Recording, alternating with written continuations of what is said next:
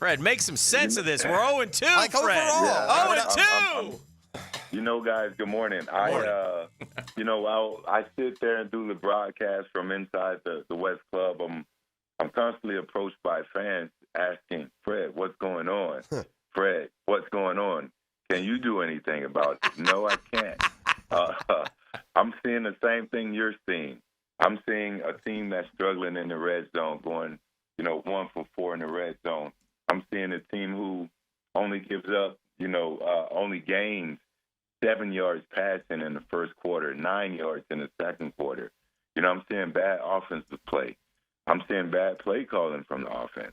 I'm seeing just struggles all over the field. I'm seeing defense that can't get off the field to a bad Cleveland Browns team.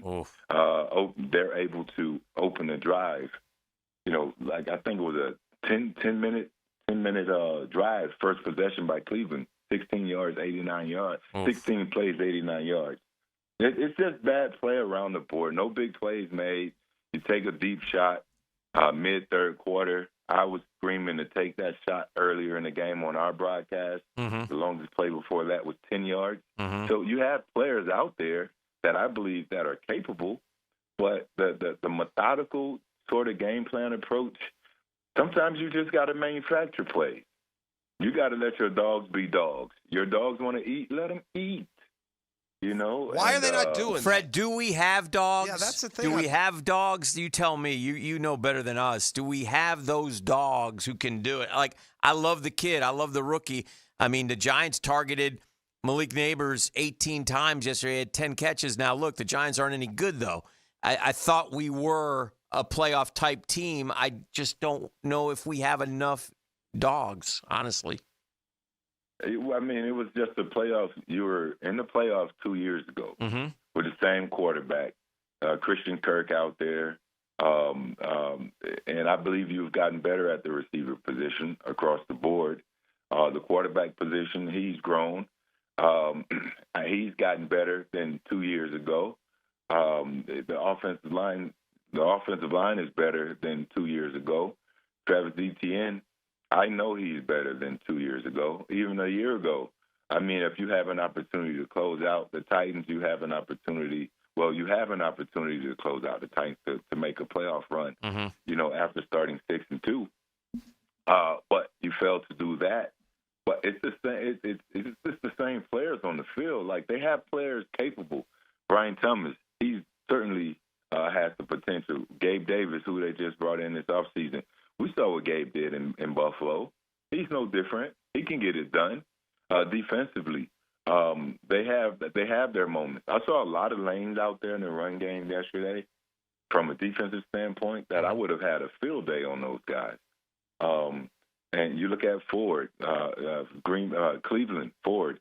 Jerome Ford, he went out there. Yeah, Jerome Ford. I thought, I don't know why they didn't give him the ball more, but, he had a great day. I think he averaged somewhat 9 yards to carry. So, they averaged 4.3 as a team collectively. So the defense is kind of high, Jekyll and Hyde. Like, they have moments. They buckled down in the third quarter. They buckled down in the third, played better in the fourth, and then they gave up that one drive after the Jags failed to score due to the running back position for the second week costing this team with that illegal shift by Johnson. So, they're just picking the wrong moments to have bad plays, and it's costing them. Fred. But I think they do have enough players to compete and play well. But, yes, they do have dogs. When you're watching a game, Fred, are you keeping track in your head, having been a player, to the play calling? Like, does it register more with a guy who has been a running back in the league, or do you think you watch it just kind of more like us fans do without you have a more specific view, I think, of what the play calls are. And so with that as a basis, I'm wondering, like, our offense doesn't seem to be evolving, Fred. Like, our guys never run open. I just wonder, are we going back to the same well that was, producing in the second half of 2022? Or are we changing with the times? Why do we seem to be regressing, outside of your standard O-line this or, play call that? Can you give me an answer on that? The answer I can give you is I view the game as a former player, I view the game as if I were a coach playing against the other opponent. I'm there. I'm looking at the situation. I'm looking at the formations, the setup, and I'm anticipating certain plays. Sometimes I get it right. Sometimes I get it wrong, obviously.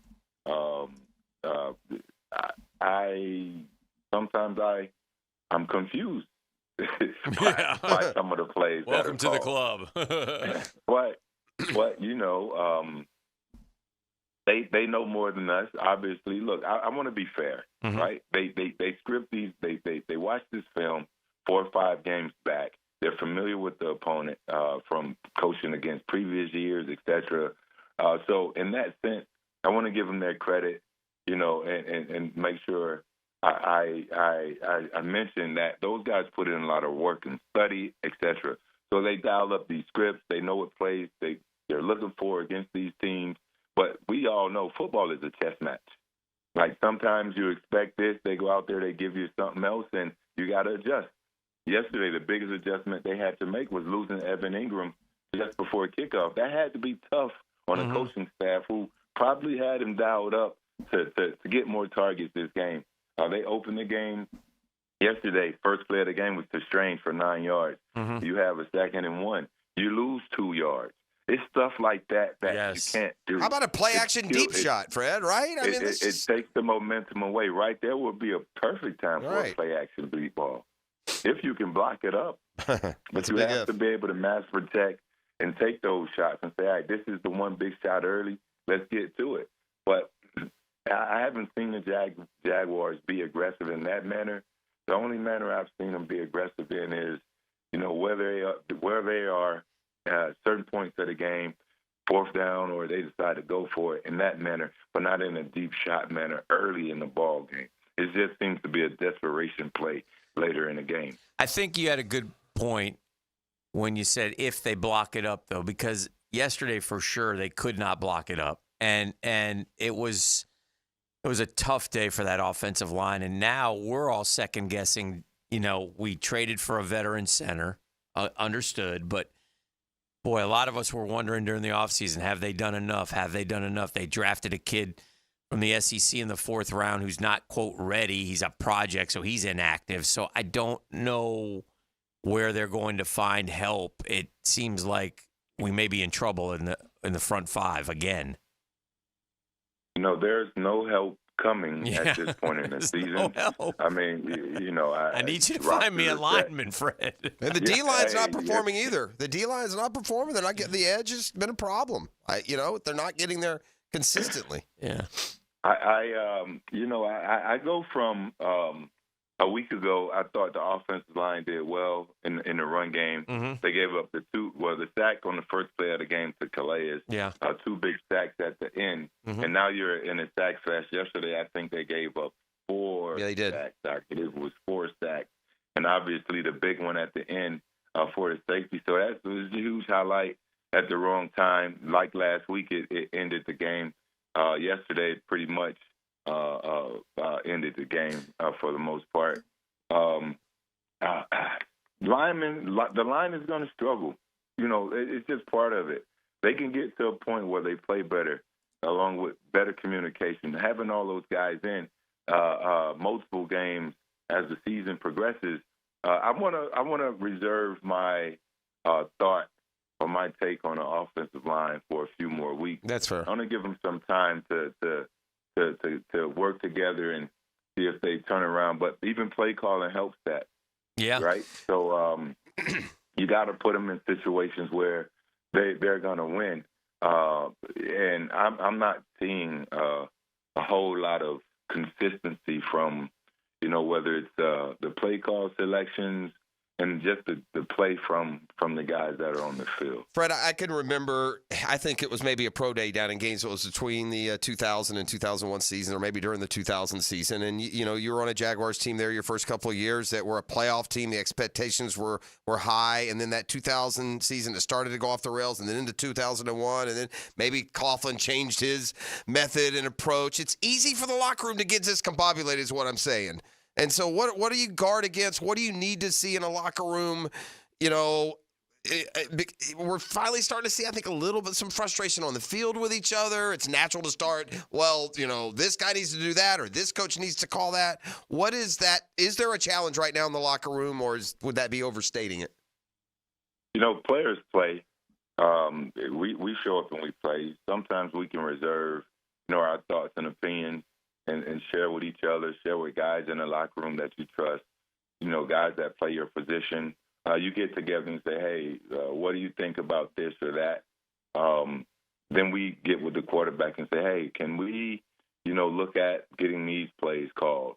Sometimes the quarterbacks can run that up the chain to the offensive coordinator. And they would take a look. Like coaches are receptive to what players are asking them to do. Now, a lot of times they're going to probably only shift that thought or change for you 10%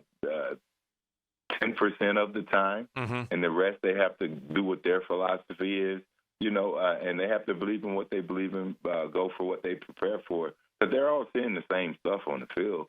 It's just how fast can you make that adjustment? But clearly, looking at these last two games, mm-hmm. They're starting to develop a pattern of where they're struggling. And the one thing they have to do is be able to make those adjustments to make the team better before they dig themselves a hole that they can't get out of. I mean, they mentioned yesterday they lost the last 7 of 8, 3-8 since last year's bye. Like, you have to find a way out of that slump because although it's different seasons, it's still the same. Carrying over, yeah. And all those excuses. The carryover, right? Yeah. And we used a lot of excuses / reasons for them losing down the stretch. They were injured. Injuries. Then we don't have any of those. You're just getting whooped. And you don't. Yesterday's injury to Ingram is huge. Yeah. I think that's a big injury because, obviously, how do you replace 16 catches or something like that? So you have, that's a lot of production mm-hmm. from that position.